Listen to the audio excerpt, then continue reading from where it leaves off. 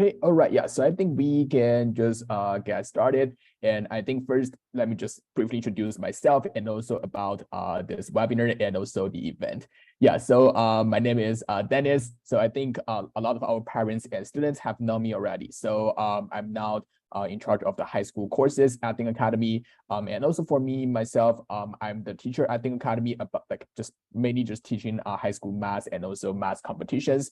So I got my master's degree at Duke University and also my bachelor's degree at University of Pittsburgh. So I have been in the States for about 8 years until now. So almost 10 years, I think. Yeah, so starting from high school, and I also know all the application process as well. Yeah, so for this event today, it's actually going to be the first of our series of the College SPIKE Explained webinars. So we are going to invite guest speakers like Jonathan today, just to share with us his or her experience in college application, especially how we can find our SPIKE and also just put our efforts into the extracurriculars and also the academics. Okay, yeah, so as I said, so we have the great honor today to have Jonathan to be in the webinar. So he is also a current student at the University of Chicago. So I think we can just maybe leave the mic to him and maybe let him to introduce himself a little bit. Yeah, hi, Jonathan.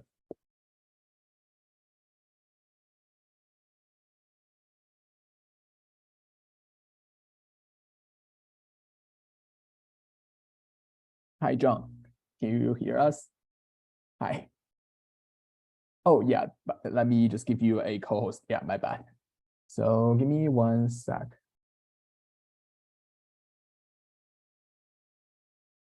Okay, yeah, so I think you can mute yourself now. Perfect. Yeah, I think I can unmute now. Thank Yeah. you so much, Dennis.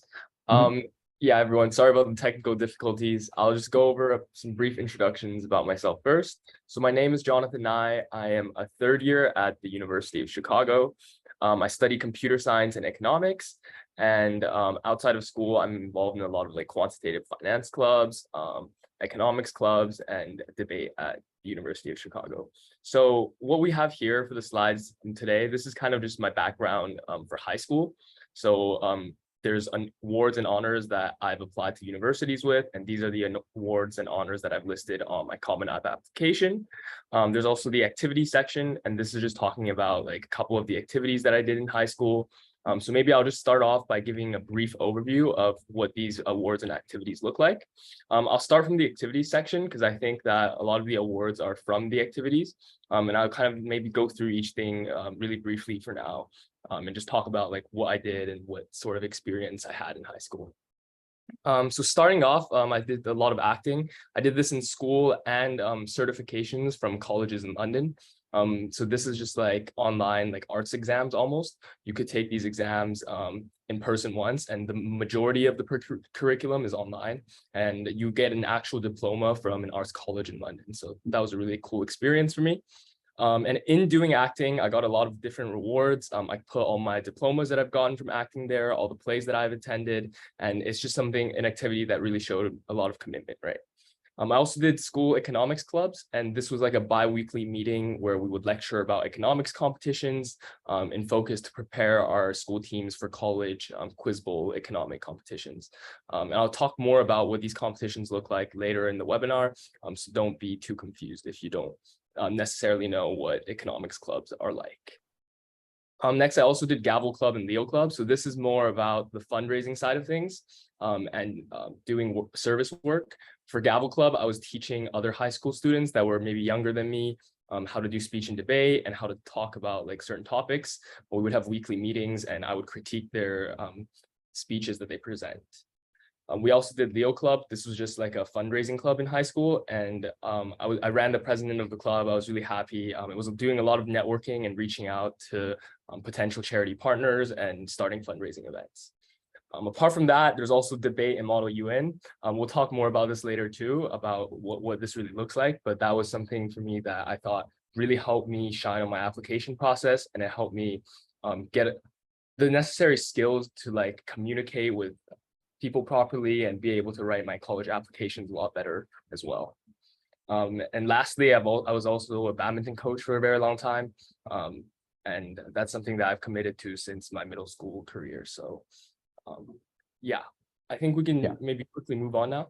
Yeah, I think so. Yeah, well, so it's pretty impressive already. So just seeing the long list of like the honors and the activities. So yeah, I'm sure that we have a lot of questions to ask you about as well. So I think maybe we can just jump into our first topic for today's webinar. So I think a lot of us are actually interested about like in addition to those backgrounds, and maybe you can first like just tell us a little bit about your application process. So what other schools were you also admitted to, and also why did you choose the University of Chicago?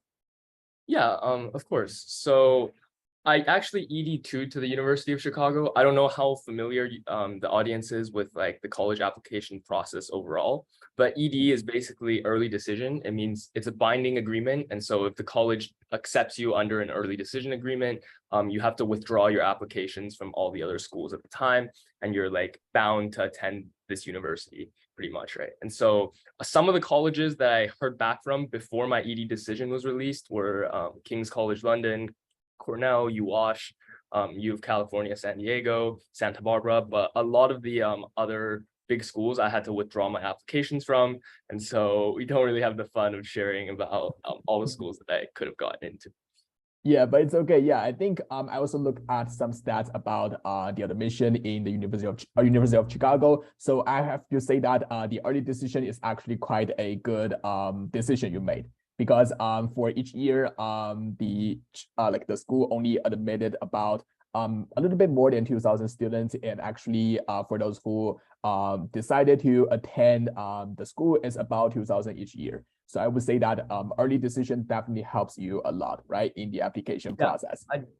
I definitely agree, Dennis. That's definitely true. And there's two types of early decision, right? For me, at Chicago, I did ED2, and that basically allowed me to like early decision somewhere else. And then even from hearing back from them, if I didn't get in, I can still choose to ED2 somewhere else, right? And so I think if you have a school that you're willing to commit to, early decision is definitely going to be able to raise your chances a lot in the application process. Yes, that's right. I agree. Yeah, so maybe this will be the first thing you want to take a note on. Yeah, so I think for University of Chicago, actually early decision is quite common among the undergrad students, right? Because I think I looked at some like stats before that about 60% of students are actually like from the early decision round. So I'm not sure if that's correct. That's something really interesting about the University of Chicago, because at the University of Chicago, we have early decision with all the regular schools. We also have ED2, which is like a second round of early decision after the first rounds are released. And we also have early action, where you apply before the regular deadlines as well. And so I think at the University of Chicago in particular, we like taking a lot of people like early and binding agreements. And for sure, if you're committed to the University of Chicago, I'd say ED1 or ED2 would be great options for you. That's right. Yeah. So if any of our audience are like having like University of Chicago as the dream school, then make sure you also apply early. Yeah. So if you can do early decision or early action, then you will have a better chance of being admitted to your dream school. Okay. Yeah. Thanks so much. Yeah. So I think the early decision is definitely something that we want to go for if you choose the University of Chicago. And now I think we can also learn more about the economics competition you have attended before. And also because we saw from your honors and also the activities, you did quite a lot like economics competition, and also you were also the president of the economics club at your school, right? So maybe first you can share with us, why did you choose economics competition as one of your activities? Yeah, of course. So I think starting from like my freshman year in high school, like I think similar to a lot of you guys here, I started taking AP economics in my freshman year as well. And so that was really when I got experience with economics. I thought it was something that I could have liked. And then I joined my school's economics club as a member originally, right? In that year, I took both AP micro and macro. Our school had like a 1-year program where we would just take both classes. And so I think that was really helpful for me, because I got to go to the Harvard pre-college GA economics challenge, HPEC for short. It's just basically like the Harvard annual high school competition for economics. And that was a really cool experience. Having gone in my freshman year, I really learned a lot of things. I didn't do particularly well in this competition at all, but it was like really nice seeing all the like famous professors from Harvard. They were presenting all the awards and just learning about how cool like I guess like the community of economists really are, right? And so at this club, eventually, starting from my freshman year, I eventually ran for a club leader, where our role was more about like lecturing the club knowledge and like presenting material that was relevant to these competitions. And then eventually I ran for the club president, where I would just oversee how the club was running, give out like the club leaders their specific tasks and things to teach. Wow, yeah. So during those competitions, were you able to connect like with the professors there, or just with other students from the other high schools? Were you able to like connect with them?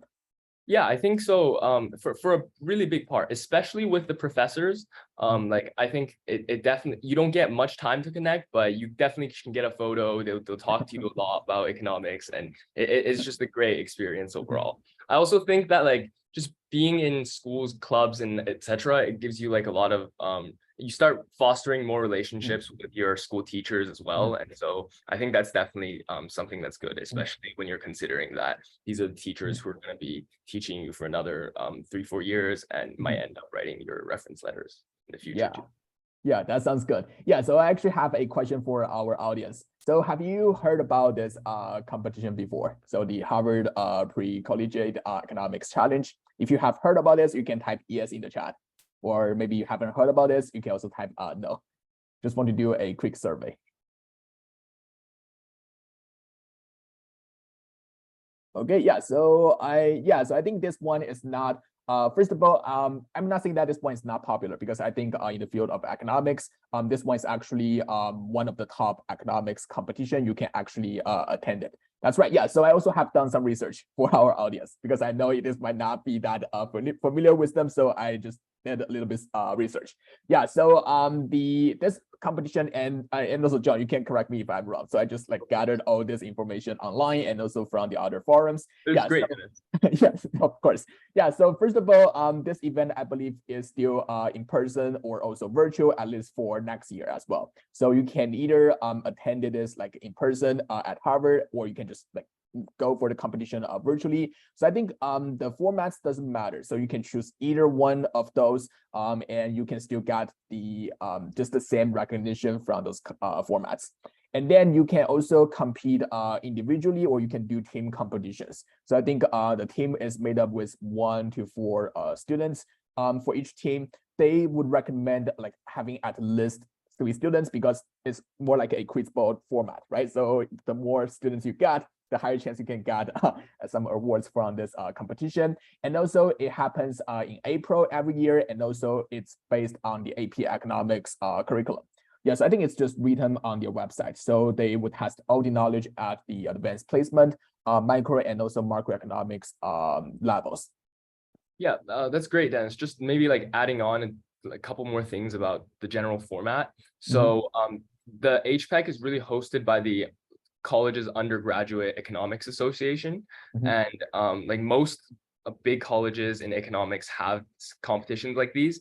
And for HPEC in particular, the structure is like you would go through the quiz bowl challenge. That's kind of like a knockout round, and you also take a test. This test is like a 2-hour exam. It's just a bunch of like multiple choice questions and a couple free response questions. And then the test will also determine your placement when it comes to the like top 8 teams of like who you're going to compete against first. But some colleges, instead of doing the test, they would do like a presentation maybe, or you would do like a case study. It really goes a lot of ways, but the quiz bowl is probably the most important part of it. The most important part. Yes, I agree. Yeah. So I think we have a few questions in the chat, so maybe we can look at those as well. So one person asked, so which one is more legit, FBLA or HPEC? So I think they are different kinds of competition, right? So FBLA will be more about business. So it's a business competition, and HPEC will be mostly just on economics. Actually, just I think all the questions are coming from economics, right? So just from micro and macroeconomics. Yeah. So I wouldn't say which one is more legit, because they're kind of in different categories. But I think if you can get a great recognition or just from either of those competitions, it would be quite a good awards, because it's a national level activity. That's right. does high schools provide info about all kinds of competitions? How people find competitions? Oh yeah, maybe I think John will be the best person to answer this question. Yeah, so how did you find this competition? So my high school did have that kind of resource where like we knew a couple competitions, but most of the stuff is also online. You could just register your team through, like, I think you just need a sponsor or something. And a lot of teams come from like internationally, all over the world, in like separate academies as well. And so I think you can find these competitions by yourself as well. And if you can find it in your school too, that'd be definitely a good option. Yeah, because I think also interestingly enough is that if you like just are interested in some subjects, you can always find on the internet, and there will always be some like either competitions or some events that you can attend to for mostly most fields of like study or interest. You can always find something that you can do. So I think on the internet, you can just search any stuff you want to. And for economics, because it's such a big thing in high school as well, there are just like tons of resources online. Yeah, so I think I also have the other one. So I know John has also attended the economics challenge held by the Northwestern University. So I also had that info here as well. Yeah, so I think the format is pretty much similar to the HPEC. It's also an in-person or also virtual competition. And I think this one is only for team competition. And they expect to have like 4 students per team. And also it's based on the AP economics curriculum. Yeah, so which one did you find like harder? Do you find this one harder or the HPEC harder? I think the HPEC was a lot harder because for the Northwestern competition, instead it's like you're presented with a problem and then you try to make a presentation with your team about like solving the problem for an hour and a half. And then you would eventually present to all the judges and be graded off that. Whereas in HPEC, we had an exam to write, and that was a much more grilling of an experience. And I think overall, there were like the competition was definitely a lot fiercer at the Harvard competition than the Northwestern one for sure. Just because of like the reputation of the school, I think. Yeah, so I guess maybe HPEC was also more stressful, right? Compared with the others. And I think they've been around for longer too, so it makes sense that there were a lot more people at HPEC. That's right. And we also have one audience asking which one is more difficult, HPEC versus FBLA? So have you attended like FBLA when you were in high school? I did not attend FBLA, but I know a little bit about it. I think they're just kind of like different hard to compare, right? Because HPEC is mostly about, well, fundamentally you need all of the AP economics curriculum for macro and micro. And even on top of that, you have to memorize like some economic theories, concepts, famous economists, and like just some things about the economy, right? Like who's the chairman of the Federal Reserve, or what is the interest rate at right now? And so it's definitely like a different demographic, I would say. I'd say FBLA would be less difficult if you had more of an accounting and corporate finance background. But I think in most cases, the HPEC would be like an easier entry point because we take economics classes before we go into like accounting and finance and most of those things. But if it is the other way around, then I think FBLA would be an easier option. Yeah, that makes sense. So if I understand this correctly, then maybe HPEC has more in-depth problems. So you have to know the curriculums well, and also just to know some other actual like topics or any concepts about economics. Whereas for the FBLA, just test on a wider range of knowledge. So you have to also know a little bit about like accounting, finance, and also the other subjects. But the difficulty might not be as difficult as the HPEC. Especially, I think for FBLA, it also has different levels. So for the regional level or the state level, it shouldn't be that hard. So I think, yeah. Okay, great. Yeah, thanks so much. Yeah, so I think this will be just intros about the two like things we have right now. And I also know that a lot of you guys are interested in those two competitions. So we also have the past exams from these two competitions. Yeah, so if you would like to receive those competitions, you can just scan my WeChat barcode, I think at the bottom right corner. Yeah, just scan my WeChat, and if you invite some friends into our high school WeChat group, then you can receive the economic competitions past exams mentioned before. Yeah, so if you're interested in those, definitely just take a look on the past papers by yourself and see the difficulties and also determine whether you want to be part of these competitions. Yeah. the test more on macro or micro. I think maybe half and half. So I don't think they have any like just preference over micro or macro for these two competitions, right? Yeah, it's definitely like a mix of everything. Yeah. And Okay. even things that are beyond like what you would learn in a classic AP econ, micro or macro, or even like introductory college level stuff. The test is just on like everything economics from maybe even the undergraduate level. So it's a pretty hard test. I see. Yeah. Okay. Yeah. Thank you so much. Yeah. So this will be the two competitions. Like, and also some background about the competitions. So maybe our next question would be, how exactly would you study for those economics competition? Yeah, because it sounds a little bit hard. So we also want to know how like you managed to study for those competitions. Yeah, for sure. So what I have like prepared here, it's like a little timeline of like what we did throughout the year. But I would say like fundamentally, you would start out with the AP curriculum, right? Like it's assuming that you've already learned everything about microeconomics, macroeconomics. And if you've taken the classes like a couple years ago, definitely like refresh up on those topics, right? Because they're going to be important. But generally throughout like the school year, this is how like my schedule looked like for preparing for this. So during September to January, we would have like bi-weekly lectures at school. This would be done by like club leaders of the club on different topics that are beyond the AP curriculum. So some weeks maybe we'll talk about some economic theories. Other weeks we'll just go over like small things like trivia, learning about different economists and like schools of thought. For February to March, most teams like start competing against each other. We try to like simulate the quiz bowl event. And so in these cases, like we would just get students to form teams. They would go against each other during like lunch break. And then we'd record the results of like how people do to determine like who goes to the competitions at the end of the day, right? Yeah. And from March to May, these are usually when the competitions start. And so we make out like a bunch of review packets, just like quick things that people can brush up on before the competition. And then these are the ones that are really notable in the States. So we talked about HPEC and NET, but SPEC is the one for Stanford, and YUEA is the undergraduate competition at Yale.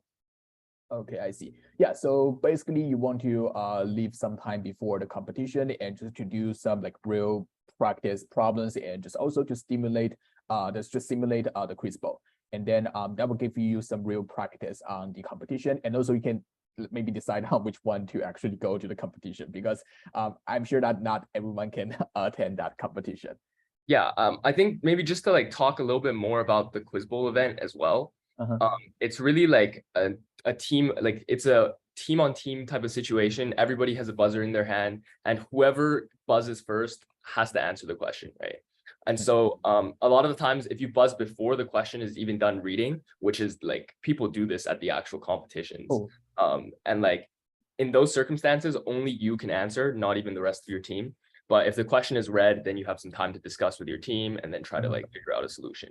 But it's a really like competitive environment, and it kind of like tricks you to like if you know the answer maybe like 70 to 80%, you're in that range of certainty, like you're still supposed to react as fast as possible and like buzz in, right? So I think having that practice, especially with like other teams that are also studying for this competition, is going to be really important. That's right. Yeah, so I think yeah, so and also another thing is that you should also like at least like finish AP economics curriculum before you ever like try to do the quiz bowl run, right? Because like otherwise you wouldn't have like the enough knowledge to even answer those questions on the quiz bowl. Yeah, yeah, that's right. Okay, yeah, that makes a lot of sense. So I think yeah, first of all, you have to study the AP economics curriculum, and then just to do practice and simulate the whole competitions and just try to get ready for those problems on the competition. Okay, and do you have a teacher involved in your competition, or just volunteer student group? Yeah. So, go ahead. Oh yeah. So just to answer that, I did have a teacher involved in the competition, but she was like basically a supervisor. Like she would just I ran most of the club, and she would just be there to regulate things, right, and take us to the competitions most notably. But I think if you were to go to the competition, you need like a teacher or a sponsor anyway. And so in most cases, I guess that could be a parent too, right? Yeah, so I guess you were like the real teacher or the real coach for the class. Pretty much. I see. All right. Yeah, that's right. Yeah. So that's going to be our takeaway. Yeah. So mostly just study AP micro and macroeconomics, especially if you want to really compete as early as possible, then maybe you have to finish before February if you ever want to like just attend the competitions in the same year. And also make sure you train for the competitions at least from February so you can get enough time to really practice. And also the most important thing is to start early. So don't wait until the last minute and just try to rush through all the questions and finish up the training and practice.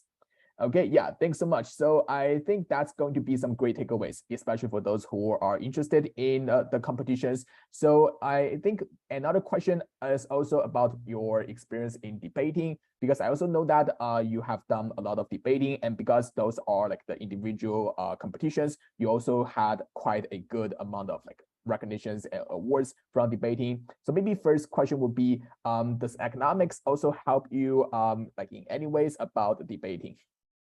I think for this question, I think like the answer would be of course, because in debating, you're judged by the average adult person, right? And so I would assume that in most cases, adult judges have an understanding of all the basic economic principles, even if they haven't taken an econ class necessarily in their life. Like some things like supply and demand, equilibrium, and some form of like cost benefit analysis. I think that's common knowledge to most people. And so you can always think of debate topics in their relation to the state of the economy. And I think especially AP macroeconomics is very helpful for this because you can analyze a policy and then you can really like lay out the graphs and see how that policy will have a real effect. And you can draw some reasonable conclusions based off of it, right? And so in debate, I think the economics argument is one that's very, very common and very commonly made. And it's one of the ways that when I analyze a debate topic, that I start off by looking at the economic aspect first as well. That's right. Yeah. So I think because I also took economics in college, so I think I actually wrote one of my philosophy essays using like economics topics. Yeah. So I can certainly relate to that. Yeah, that's right. Okay, yeah, so I think for economics, because it's just so fundamental, and also for a lot of social science, you have to use that kind of thinking to help you structure either your arguments or just try to have a better sense to understand like what's going on for a lot of like social science. So I also think that if you have like AP economics background knowledge, then not only you can do competition, it can also help you like in debating and maybe just in your club. If you have any like economics or like other social science club, then AP economics can also help you a lot in those areas. That's right. Yeah. So I think, yeah, so we also have the trial lessons. Yeah. So John is actually one of our teachers for the economics. Yes, I can see that proud smile on your face. Yeah, that's right. Yeah. So we have the trial lesson for those who are interested in economics. Yes, I'm sure that a lot of you guys are also interested in economics. So if you haven't experienced the economics class ever, you can just try to like just join our trial lesson and just to see if you like economics or not. And also you will be able to experience a real economics, AP economics class. Can Think Academy organize a team and participate? So we are still contacting those competitions and see if we can form a team and compete. But at least from my, like just when I look at all the information, it seems like we can also form a team. Yeah, but I'm still double checking that with just the HPEC and also the NET. If we are able to do so, we will also announce that in our group chat. Yeah, so you can scan the code and you will be able to see the trial lessons. So we have one on next Thursday and then also one on Saturday. Have you used your SPIKE to apply for any business schools instead of economics? Yes, I think John applied in the early decision round, so he has to like withdraw all the applications. So I guess we only know about I guess to answer that like really quickly, for undergraduates at least, there's not a lot of business school options, and I had to withdraw most of my applications to the business schools. But in terms of like undergrad education, most universities don't offer like business programs. Like even at the University of Chicago, we don't have a business program for undergrads. It's only the graduate school, right? And so I think it's definitely more niche than economics too. And so for me, I just didn't apply to a lot of business schools overall. I see. Yeah. And so I think if you want to like apply to business school in like master's program, the most common majors could be like econ or math, or just the other like computer science is also another common major you can use to apply to business schools. But yeah, you can apply to business schools from whatever majors. But I think math, econ, those will be like the most common majors those people will apply with. That's right. Yeah, and also we do have the real like AP micro and macroeconomics class as well. So Steve and John will be the instructors for the courses. Yeah, so if you are interested, you can also scan the code and just look at all the schedules and also the contents. So basically, we are going to just like go through all the micro and macroeconomics topics before the end of this year, so that if you want to like go to the other competitions, you can also maybe able to do that. Yes, I think John will also be interested if we can actually lead a team, because I think John had a really good experience with leading the team to the econ competition. Yes, I think if that's possible, we will certainly like to have John as well to be our coach for the Think Academy econ competition. Sure. Team. Definitely be happy to do it again. Yeah, that's right. Okay, yeah, so that will be it about all the courses at Think Academy. Of course, yeah, thanks. And also maybe for those who are interested in debating, do we have any like students in this webinar doing debating right now or are interested in debating? If you guys like debating, you can type yes in the chat. Okay. Maybe like also type if you have done debate, like what type of debate format that you like or that you do. Yeah, that's right. Yeah, the debate format.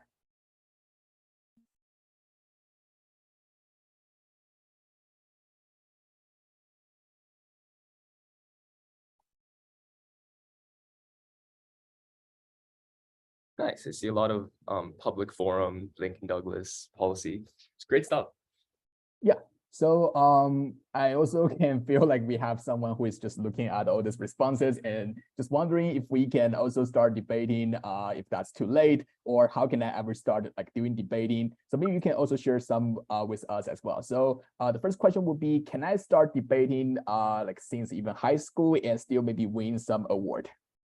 I mean, I think this answer is like, of course, right? Like I started debating in high school as well. And so since my freshman year, like I think I went to school in Canada, so it's kind of different. We had like grade 8 for high school as well, but that's when I started debating mostly. And it wasn't something that I was really good at in my first like 1-2 years, right? But over time, when I like got more into it, I got like more confidence.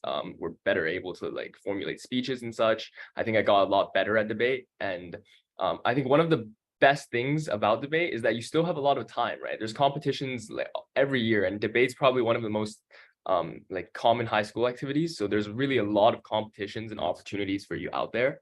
And it's like, if you don't do well on one of them, if it's a terrible experience for you, and at least at the end of the day, you had that opportunity of going to the competition and you have the opportunity of improving and doing better next time. And so I think for me, it was really like attending these competitions a lot, getting really used to the format, and which really allowed me to succeed in my grade 11, grade 10 year for debate. Yeah, that's right. Yeah, so I think for debating, you have to also put a lot of time, right? So I think you mentioned to me earlier that you spend, how much time do you spend each week just to on debating? I mean, it really depends, right? I see a lot of people are doing PF and public policy. So I'd say this format of debating definitely takes a lot of time, since you have to prepare for the topics, do all the research, get all of the blocks. And so it's definitely really time consuming. I'd say on this, maybe like I would spend 10 hours a week just doing research and running debate trials. But apart from that, I also did some, like, I don't know if people are familiar, but like British parliamentary or like Canadian national debate format. Those are like impromptu debate formats. And so those require a lot less time to prepare. And you can still do well at the end of the day, right? And so for me, I attended competitions that were PF and competitions that had PP. That's right. Yeah. So I think like depending on the format, like for some formats, you have to put more time to just like prepare beforehand. And for some others, I mean, you still need to prepare for those. But I think for debate, if you really enjoy this activity, then I think it's worth it, right? So if you can enjoy like all the research and then all the debating, then I'm sure that it doesn't feel like you have put much time on that if you really like debating. For sure. Okay, great. All right, yeah. So I think this will be some of the questions from my end, and of course we also have the QA session. So if you want to know more about like debating and also economics competition, we save some time for that in the end. So okay, so now I think the other part of your application and also what makes it like just outstanding is also your academic stats. If I remember correctly, that you had a 4.0 GPA and also a 35 on the ACT, and also how many AP exams have you taken? I think I've taken probably like 11 to 12 AP exams. And I got, I think, 8 5s on the exams, a couple like 2 4s and like 2 3s. I see. Well, yeah, so certainly that's going to be impressive. So maybe you can also share with us how important was your academic stats you think in your application process? So I think like academic stats were somewhat important overall. It wasn't like rare for people out of my high school, at least, to come out with 4.0s. It was definitely like the top 5% of our grade year probably, but there would be 4.0s because we would give out grades by letter grades. And so I think overall academics are pretty important. And obviously the higher of a score you get, the better, right? Like this applies for any standardized test, whatever class that you're in. It's going to look better overall if you have a better grade. But the good news is that colleges really only care about your grade in the grade 10, 11, 12 years. And even then, a lot of focus is put on the 11 and 12 years. And also, like, they only care about classes that are necessarily difficult and challenging too.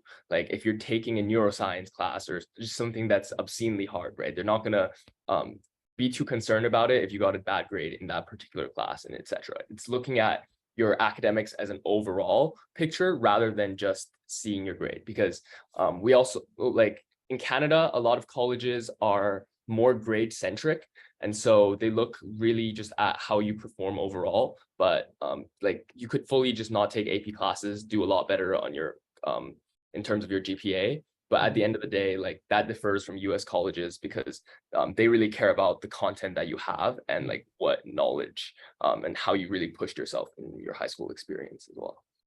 That's right. Yeah. So I also have spoken with some other like college college students. So I think they also agree that for US schools in particular, they cared more on like the harder classes you took, because they like to see students like taking harder classes. And even if you didn't get a perfect grades on those harder courses, it definitely looks better than if you take some easy classes and just got straight A's from that.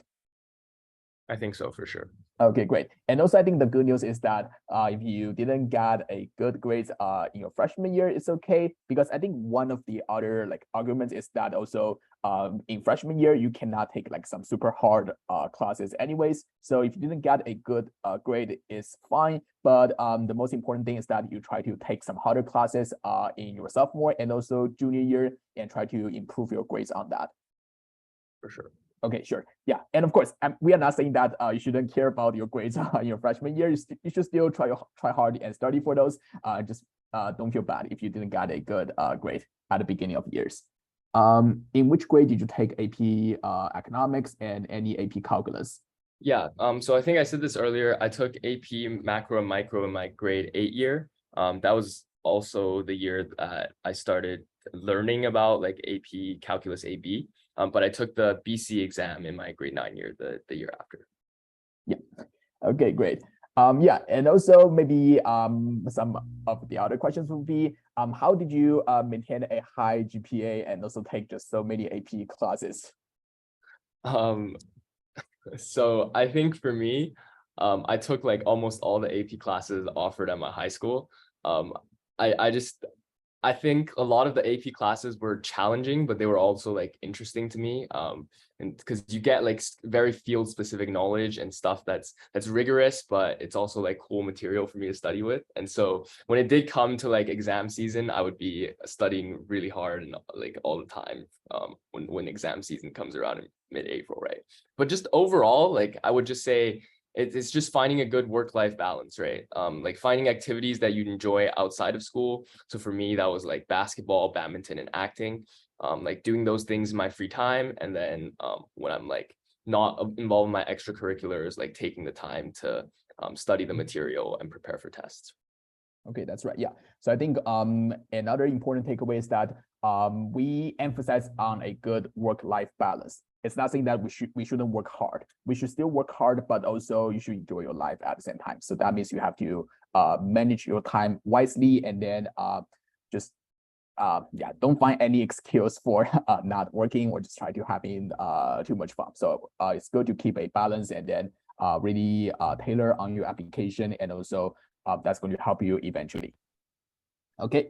All right, great. Yeah, so I think those will be just about the school classes you took. And also, I think a lot of our students here are also concerned about the standardized testing, especially now like in the US, we have the test optional policy. So for you, do you think ACT and also AP exams help you a lot in your college application?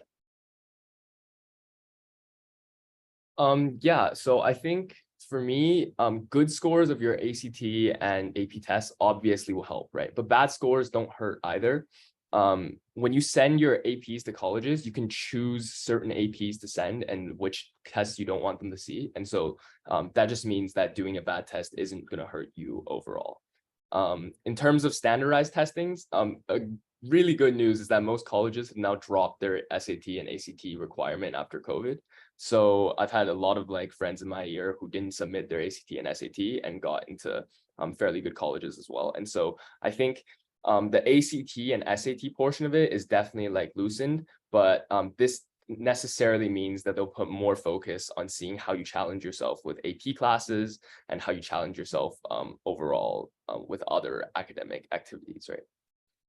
Yes, that's right. Yeah. So I think you should still have some ways to really show your academics rigorous, and also to really challenge yourself in terms of academics. We have one question about your math courses. So what math courses should be taken during high school for econ major? So I would say that with regard to math classes, there's really no like particular math background you have to be to do econ. But if you understand calculus, that would help you out a lot when it comes to the like cost curves and everything. But there really isn't like a specific math class you have to take AP economics. I did the ordering kind of flipped as well. And at least the AP curriculum portion of it is very, very basic. But overall, if you're considering applying for an econ major, having like calculus AB and calculus BC would be for your advantage. Yeah, that's right. I think at least you should have taken calculus, because for economics, even at the intro level, we did a lot of like calculus and also like differential equation, partial derivative. So I think we did a lot of calculus even in the intro level. So yeah, definitely have some like calculus background is going to help taking some of the econ classes. That's right. And also calculus and stats, which is recommended. To just answer that, like they're both really good. Calculus and stats are both very applicable in the econ field, and so I took both for my AP classes. But I would say they're both good options. Yeah, that's right. And also you got almost like a perfect score on ACT. So how did you actually study your ACT back in high school?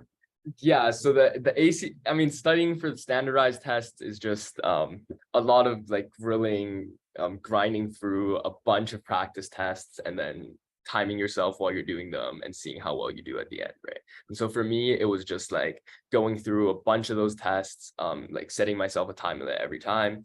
I took the ACT like 3 times overall, but I was happy with my grade after the third time. And so it's definitely like a hard grilling process to study for it, and which is why now I think that colleges have dropped this requirement. Means that you can take it once or twice, but if you don't do too well, just don't worry about it that much, right?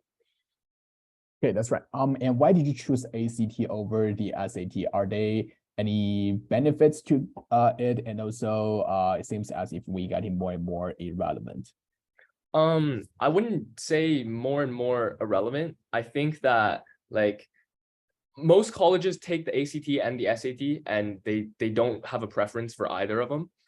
It's purely just the standardized metric of them determining like how smart like do we think the student is compared to the rest of America, right? I think ACT I chose over the SAT because I didn't necessarily like the SAT reading portion. It was a lot more like literature intensive, whereas ACT had like a lot of science. The math portion is arguably a lot harder. And so I think that was to my benefit, having come from a mostly STEM background. Yeah, I think if you are also choosing which one to take, you can just take a mock from ACT and SAT to see which one you like the most.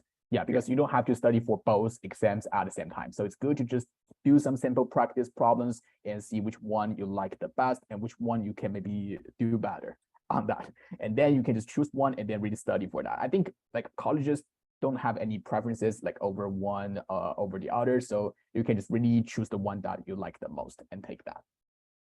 And Julie had a question about like counting towards GPA in grade 8. In Canada, our school system was different. We had 5 years of high school instead of 4 years, and so those would count towards your GPA. But it's different in the States. That's right. Yeah. Okay. Yeah. So I think those will be our questions about your academics. So I think we also have a lot of students like our freshmen or also incoming freshmen. So is there anything you think a student should complete during their freshman year? So I guess to answer this question, I'd say that like first of all, like nothing is a must. There's nothing that you have to complete. Like we'll be fine and living by the end of the year if there's not really something that you particularly pursued in your freshman year. But I would recommend at the bare minimum, like just finding extracurricular activities that are interesting to you so you can like start pursuing them, right? Because I think for me, my first year of high school was a lot of like exploring. I joined a lot of clubs. I tried to see what things I liked and what things I didn't. And so really it was like a phase for me to find my interests and then start building upon them, right? Because you still have 3 more years to go. And in those 3 years, you're arguably going to do a lot more things than your freshman year, right? And so I think the best thing to do is just find activities that you think you'll like in the future. And because colleges really like to see you start from a young age, like seeing dedication. If you're going to put an activity on your application, they want to see that activity being done since you were in grade 9 going all the way to applying for college, right? And so committing to something for a long time and really liking something will definitely be in your benefit. And also just like with respect to getting reference letters in the future as well. Most colleges require at least 2 reference letters from your teachers. And in addition, you can also include additional reference letters from extracurricular like coaches or just supervisors, people who you've worked with outside of school. And so really it's about like finding extracurricular activities you like, fostering those relationships, and eventually maybe running for leadership and doing something with these clubs. Okay, yeah, thanks. So I think you mentioned a really important point is that you have to try a bunch of things in your freshman year. So I guess maybe in addition to the economics clubs you joined in your freshman year, you also tried some other activities or even try some other clubs, right? And I think just among all the options, you later then just chose economics as one of your activities and also maybe debate. Yeah, for sure. I think like it doesn't even necessarily matter if the extracurricular is too relevant to like what you're trying to go into or like the field that you want to study in the future. But it's really like I think even just like simple things, like for me, acting was a really big part of it. And I wrote a lot of my college application essays about it as well. And so it's just like finding those things that are interesting to you, showing commitment to it. And then I think they'll help you out regardless of what it is at the end of the day. Of course, yeah. And we also got a question about the preparation you have done in your the summer just before you entered high school. So I don't know if I did a lot of preparation. I went to a summer camp at Phillips Academy, Exeter. But apart from that, I didn't really do much preparation at all. That was the year I was applying to my high school as well. And so really that I didn't do much before high school. Yeah, but yeah, so I think once you enter high school, then you will have to start to find your interest as well. But not maybe much preparation is needed for that the summer before the high school, especially for the college application purpose, because I think that's still a little bit too early compared with the college application. So you wouldn't be able to do a lot of stuff that really helps you directly in your college application. Okay. All right, great. Thanks so much. Yeah, so I think this will be the last question for this webinar. So do you have any tips for students interested like founding and also running their own clubs? Because I know you were the club leader and also the president for the club. So I'm sure that you had a lot of experience like running the club successfully. So any tips for students want to found and run their own clubs? Yeah, so I guess like there's really two types, right? Like there's a lot of ways to approach this. You could do like a club in school, you could have a club running outside of school. It could be like a club that's already existing and you want to run for presidency, or it could be just something that you want to build. And so I think there's a lot of things that you have to consider, but like how for how I've like summarized it down, I think first you have to find like an audience, right? You have to find like a group of people where they're also interested to the same things that you are, and they'll participate in your club. They share some form of vision with you, and they're willing to contribute overall somewhat to this club, right? And so if you study at an academy, you're in a debate group, you know, like these are great examples. Find people with like similar interests and like start fostering these relationships to start a club, right?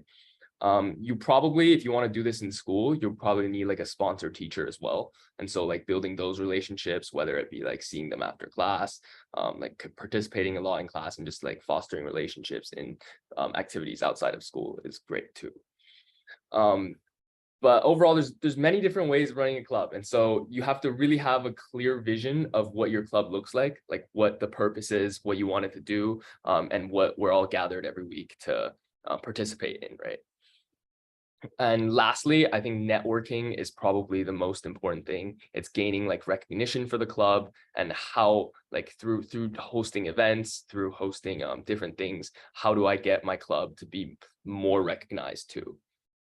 I think that's really important. I see. Yeah. So because I mean clubs are just all about the people, right? So definitely do more networking and also just get to know more people and know what people like just care about. And also that's going to help a lot when you decide on which like things you want to do with the club, and also what some ideas you can go with. So yeah, definitely just talk to more people and then use that to build your club. Yeah.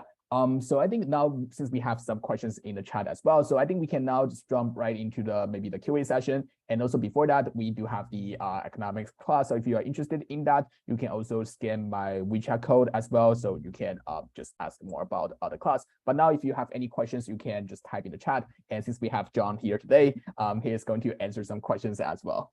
Yeah, for sure. So I guess I'll start off. Yeah. What debate competitions do you recommend? So I think for me, public forum was probably the easiest way to get high placements. And in debate, a lot of the times there's like 300, 400 teams at a competition. You really don't have to be getting like into the top 10 to put it on your college application, right? Like simply doing like 30 out of like 300 teams is a crazy score already. And so it's really about like how well you do relative to a certain benchmark, instead of like exactly how well you ranked in that competition. For competitions in particular, I know for PF, I went to Yale, I went to Harvard. There's a bunch of them. And so I think that going to the big ones where a lot of teams are attending is a great way to, if you want like earn awards from these debate competitions. Apart from that, I would say like something that requires less time and commitment is like parliamentary debate. And if you are someone that doesn't mind like impromptu speaking, you like doing impromptu debate, then I would fully recommend parliamentary debate, because it's less of a time commitment, and it's also more fun in my opinion. The next question is, could a parent be an advisor for the club?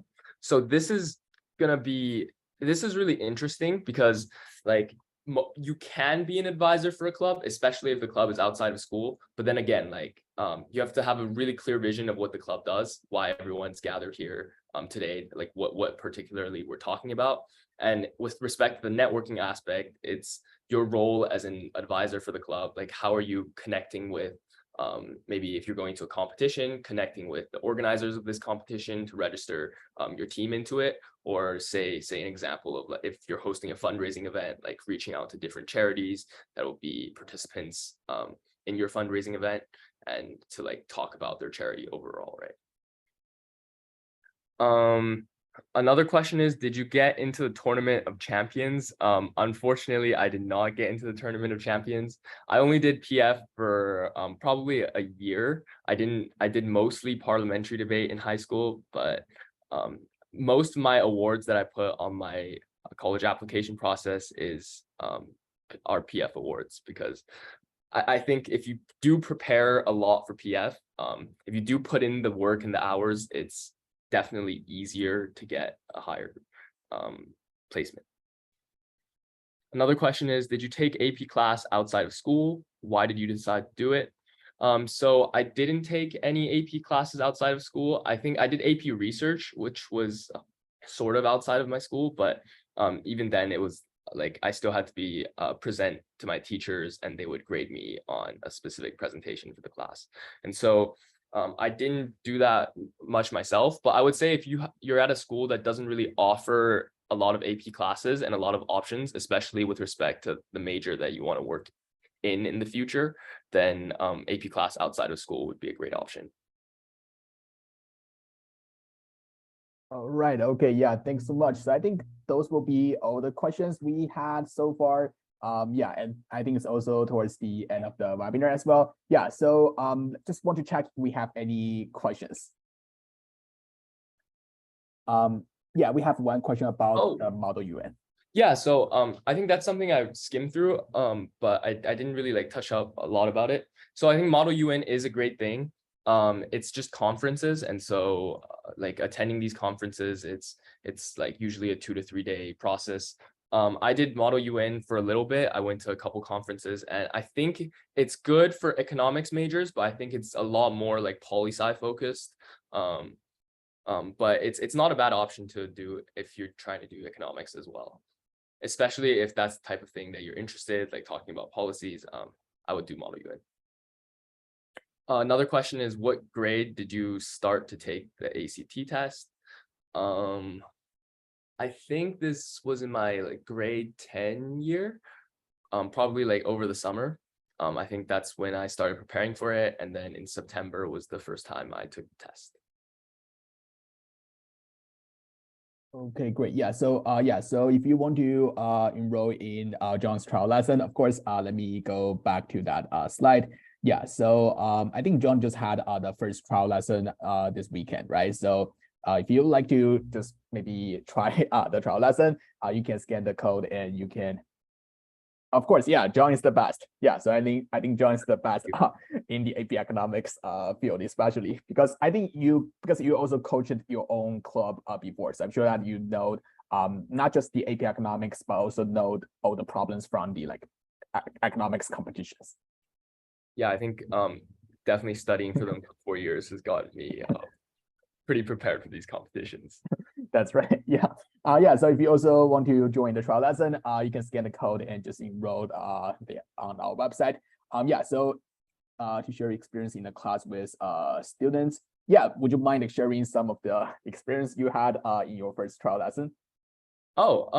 Yeah. So overall, we just went over the first unit of the AP economics curriculum. I think it was good because as we were going through the questions of the lecture, like 90% of people had it right for most questions. And so it was a good experience overall, I would say. And I've never actually used the teaching application before, but I really like it since I can directly like interact with the students, invite them to the stage to like ask a question, give their opinion on like a particular topic, and then move on with the lecture. Right? So I think it was a great experience, and yeah, definitely like teaching. That's right. Yeah. So I think it's better than Zoom, right? If you want to teach a class. I mean, we do have more interacting functions in our teaching app. Yeah. Okay, that's right. Okay, yeah. So if we have no other questions, so I think that's going to be about the end. Yeah. So if you have any questions, you can also maybe add me on WeChat, and if you have any questions, I can maybe also forward those questions to John in the future, and we can also maybe answer those questions. Yeah.